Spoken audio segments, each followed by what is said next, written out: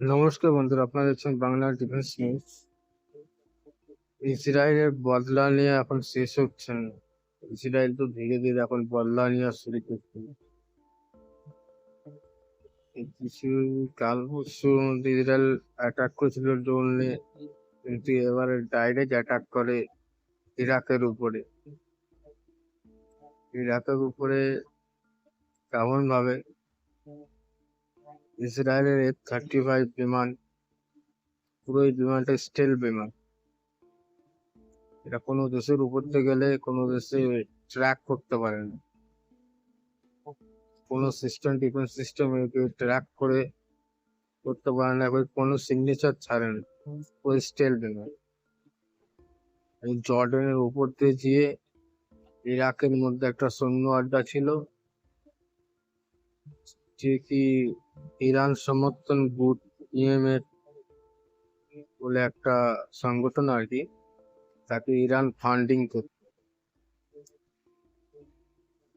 এই এক সপ্তাহ আগে যে ইসরায়েলের পুরো হামলাটা হয়েছিল, সেই হামলার মধ্যে কিছু মিসাইল এই এখানে সৈন্য আড্ডাতে, কিছু মিসাইল এখান দিয়ে গেছিল। কিন্তু এই সৈন্য আড্ডাকে ইসরায়েলি সেনা ডাইরেক্ট যে অ্যাটাক করে F-35 নিয়ে।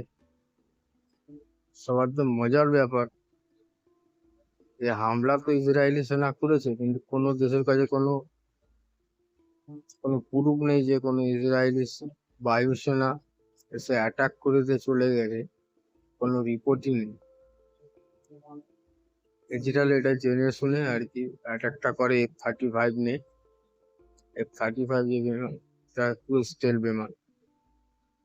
এখন শত্রুগুলো জেনেও ওরা কিছু করতে পারেনি, যে ইসরায়েলের উপরে কোনো তো রিপোর্টই নেই, কোনো প্রুফ থাকলে না তবে না তুমি তার উপরে কোনো ক্লেম করো, কোনো তো নাম নিশানা রাখেনি। এখন ইসরায়েল প্ল্যান ধীরে ধীরে বদলাচ্ছে।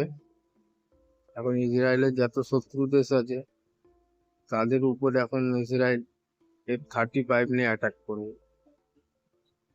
F-35 নিয়ে অ্যাটাক করলে কোনো না তো রেকর্ড থাকবে, কোনো না সিগনেচার থাকবে। দুটো দেশের উপরে চলে গেছে, কিন্তু দুই দেশ কেউ জানতে পারেনি যে তার উপর থেকে কোনো সৈন্য বিমান চলে গেছে। তাদের সিস্টেম পুরো ফেলিয়ার হয়ে গেছে। সিস্টেম ফেলিয়ার হয়নি, কিন্তু বিমানটা এত মানে আধুনিক বিমান, কোনো কারণে ওটা ট্র্যাক করা যায় না। ওই স্টেল এখন জর্ডানের কাছে না তো কোনো সবুজ আছে, না তো কোনো ইরাকের কাছে কোনো পূর্ব আছে। ইসরায়েল এসে মেরেও চলে গেল। এখন ইসরায়েলের বল্লাটা ধীরে ধীরে ইসরায়েল এখন নেওয়া শুরু করলো। এই এক সপ্তাহ দেড় সপ্তাহ 10-12 দিনের মধ্যে ইসরায়েল দুবার স্ট্রাইক করলো। অন্য কোনো দেশের ওর আলাদা আছে, এটা ইসরায়েল অবশ্যই ভারী বল্লার এখন ধীরে ধীরে নিতে থাকে। ইরানের একটা সংগঠন ছিল এটা, ওই এয়ারবেসটা 70% নাকি ড্যামেজ পৌঁছে দিয়েছে ইরাকের মধ্যে যেটা ছিল ইরানের। এই ইরানের গুড, ইরান ফান্ডিং করতো সৈন্য আড্ডাটাকে, পুরো ডিস্ট্রয় করে দিয়েছে ইসরায়েল 70%। বুঝতে পারছেন?